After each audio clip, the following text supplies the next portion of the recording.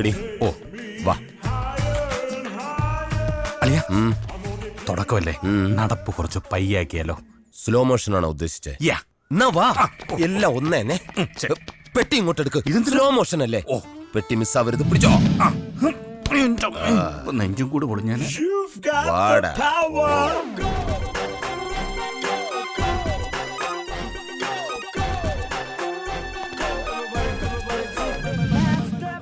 വട്ടിപ്പലിശക്കാരന്റെ വീടാണ്, കുറച്ച് മാന്യത കാണിക്കണം. അപ്പൊ ചവിട്ടി തുറക്കാല്ലേ? പിന്നെ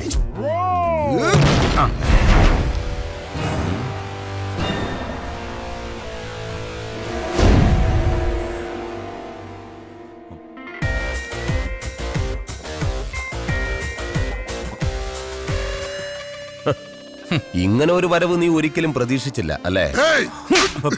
ഒരാണും പെണ്ണും സംസാരിക്കുന്നതിനിടയ്ക്ക് കയറി ഡോയ് കൂയിന്നൊന്നും ഒച്ചുണ്ടാക്കരുത്. Boss continue. Thank you. ഞാൻ നിനക്ക് കാശ് തരാനുണ്ടെന്ന് കരുതി എന്റെ ഓഫീസിൽ കയറി എന്ത് തോന്നിവാസവും കാണിക്കും അല്ലടാ?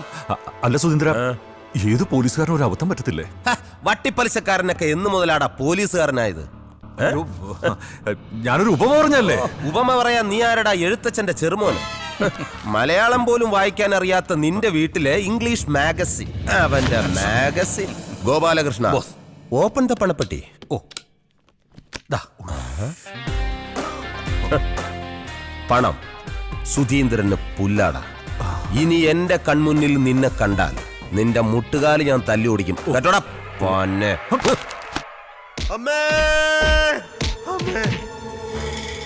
ഉറക്കത്തി നീ എന്തൊക്കെയാടാ ഈ കാണിച്ചു കൂട്ടുന്നേ?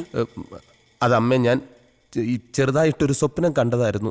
നീ ഇങ്ങനെ സ്വപ്നം കണ്ടാലേ നിന്റെ പെങ്ങക്ക് ഭർത്താവില്ലാതായി പോവും. അളിയനെന്തു പറ്റി? ദാ നോക്ക്. അളിയൻ ഇന്നലെ എന്റെ അടുത്താണോ കിടന്നത്? ഞാൻ ഉറക്കത്തിലായിരുന്നു അളിയ. ശരിക്കും എന്താ പറ്റിയത്? എന്താ പറ്റിയതോ? ഇടിയും തന്ന് മുഖത്ത് ചൂട് ചായ ഒഴിച്ചിട്ട്. അത് സ്വപ്നത്തിൽ സംഭവിച്ചതാ. പക്ഷേ അളിയനൊന്ന് ഉറക്ക കരഞ്ഞിരുന്നെങ്കിൽ, ഒന്നൊച്ച വച്ചിരുന്നെങ്കിൽ ഞാൻ ഉണർന്നേനെ അളിയ, ഞാൻ ഉണർന്നേനെ. അമ്മ വരാൻ ഒരു 2 മിനിറ്റ് വൈകിയിരുന്നെങ്കിൽ ഞാൻ ഒരിക്കലും ഉണരില്ലായിരുന്നു. അതുപോട്ടെ, അളിയൻ എന്ത് സ്വപ്ന കണ്ടത്? ഞാൻ എന്റെ കടബാധ്യത മുഴുവൻ തീർക്കുന്ന സ്വപ്ന കണ്ടത്. അല്ലാതെ എന്നെ തീർക്കുന്ന സ്വപ്നമല്ലല്ലോ അളിയ. അളിയന്റെ കടബാധ്യത ഒരിക്കലും തീരാത്ത സ്വപ്ന. അളിയനൊന്ന് പിടിക്കോ? എന്റെ ശരീരത്തിൽ അവയങ്ങളൊക്കെ വർക്കേണ്ടോ നോക്കട്ടെ. ദേഹം മുഴുവൻ പൊള്ളിയാൻ തോന്നുന്നു. ചൂട് ചായ മുഖത്തൊഴിച്ച്. ഒരു കണക്കിന് അളിയൻ ഭാഗ്യവാനാ. ഞാൻ ഇന്നലെ കണ്ട സ്വപ്നം എന്താണെന്നറിയോ? എന്താ അളിയ? അളിയന്റെ മുഖത്ത് ആസിഡ് ഒഴിച്ച് ഈ വീടിന് ഞാൻ തീയിടുന്നതായിട്ടാ.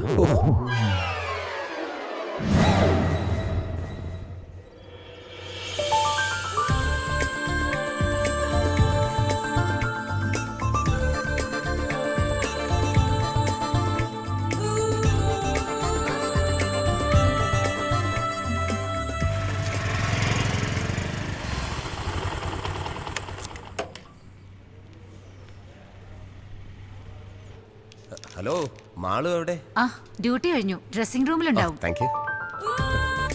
Dressing room.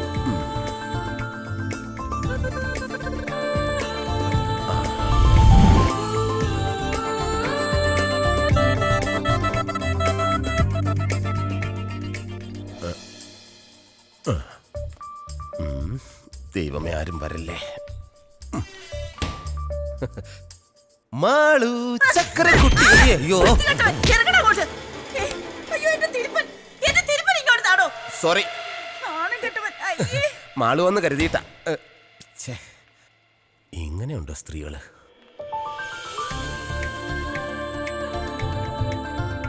മാളു, നീ ഡ്രസ്സിംഗ് റൂമിലുണ്ടെന്ന് കരുതി ഞാൻ അതിനകത്ത് നിന്ന് കയറി. ഞാനില്ലാന്ന് അറിഞ്ഞോണ്ട് കയറിയതല്ലേ? അതെ, എങ്ങനെ മനസ്സിലായി? ഈ സ്വഭാവം എനിക്ക് അറിയില്ലേ. പിന്നെ ഇന്ന് വൈകുന്നേരം റെഡി ആയിട്ടിരുന്നോ? ഒരു കിടിലം പർച്ചേസ് ഉണ്ട് എന്റെ വക. അപ്പൊ എന്നെ വീട്ടിൽ കൊണ്ടുവിടുന്നില്ലേ? ഇന്ന് നീ ഒറ്റയ്ക്ക് പോയാ മതി. എനിക്ക് കൊറിയർ ഓഫീസിലെത്താൻ സമയമായി. Okay, bye. കല്യാണം ഒന്ന് കഴിഞ്ഞോട്ടെ. ഓക്കെ, കല്യാണം കഴിയട്ടെ. അപ്പൊ കല്യാണം കഴിഞ്ഞില്ലല്ലേ? ഇല്ല, അമ്മാവന്റെ മകളാ, കെട്ടാൻ പോകുന്നേ ഉള്ളൂ. മോനെ, ഒരു ഉപദേശം തരാം. എന്താ? ഈ വിവാഹം എന്ന് പറയുന്നത് ഒരു KSRTC ബസ് പോലെയാ. അതായത് പുറത്ത് നിൽക്കുന്നവർക്ക് അകത്തോട്ട് ഉന്തി തള്ളി കയറിയാ മതി.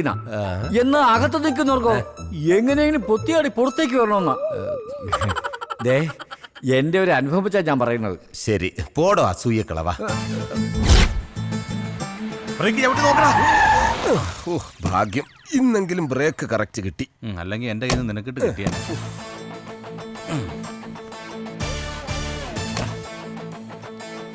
Good morning. Good morning. വെറുതെ നിൽക്കുവാണോ? അതെ, ഒരു ലോഡ് പാഴ്സൽ വണ്ടിയിലുണ്ട്, എല്ലാം എടുത്ത് ഇവിടെ വെച്ചേക്ക്. ശരി. വാ, സൂക്ഷിച്ചെടുക്കണടാ. ശരി. വെറുതെ അങ്ങോട്ടും ഇങ്ങോട്ടും നടക്കുക. Good morning, sir. Good morning. Good morning Jency. ഇതൊക്കെയാണ് വിശേഷങ്ങൾ. അതെ, പഞ്ചാര അടിച്ചുകൊണ്ട് നിൽക്കാതെ ഈ പാഴ്സൽ എല്ലാം പെട്ടെന്ന് സോർട്ട് ചെയ്യാൻ നോക്കാം. ശരി സാർ. ശരി. ജിൻസിക്ക് വല്ല കാര്യമുണ്ടോ അവനൊക്കെ സാറേ സാറെന്നൊക്കെ വിളിക്കാൻ? പിന്നെ ഹണിമൂണൊക്കെ കഴിഞ്ഞിട്ട് എങ്ങനെയുണ്ട്? ആ കുഴപ്പമില്ലായിരുന്നു. വല്ല സംശയം ഉണ്ടായ നമ്മളോടൊക്കെ ചോദിക്കണേ. അതെ ചേട്ടാ, ഒരു കാര്യം ചോദിച്ചാ ആരോടെങ്കിലും പറയൂ? ആരോടും പറയില്ല, ചോദിച്ചോ. 2 വർഷം കഴിഞ്ഞ് കുട്ടികൾ മതിയെന്ന ഞങ്ങളുടെ തീരുമാനം. അതിനെന്താ ചെയ്യണ്ടേ? ഒന്നും ചെയ്യാണ്ടിരിക്കുക, ഏ? അതേ ഉള്ളൊരു വഴി. എന്നാലും പറയേ. എന്നൊന്നും പറഞ്ഞിട്ട് കാര്യമില്ല. എന്താ ഇത്ര അത്യാവശ്യം? എന്തെങ്കിലും പറ്റിക്കഴിഞ്ഞ നിന്റെ ചേട്ടനാ? എന്താ ഏട്ടാ? അയ്യോ, എപ്പോഴായിരുന്നു? ബോധം വീണാ? എന്താടാ? കരയല്ല ചേട്ടാ ഇങ്ങനെ. ചേട്ടാ സമാധാനിക്ക്. ഇതൊക്കെ എല്ലാവരും ജീവിതത്തിൽ ഉണ്ടാവുന്നല്ലേ ചേട്ടാ. ഞാൻ വരാം, പിന്നെ വരാം. ചേട്ടൻ വെച്ച് ചോദിച്ചു. കരയല്ലേ? എന്താ പ്രശ്നം? ചേട്ടന്റെ ഭാര്യ പ്രസവിച്ചു പെൺകുഞ്ഞാന്ന്. ഒരു പെൺകുഞ്ഞ് ജനിച്ചതിനാണോ നിനക്ക് നിന്റെ ചേട്ടനും ഇത്രയും ടെൻഷൻ?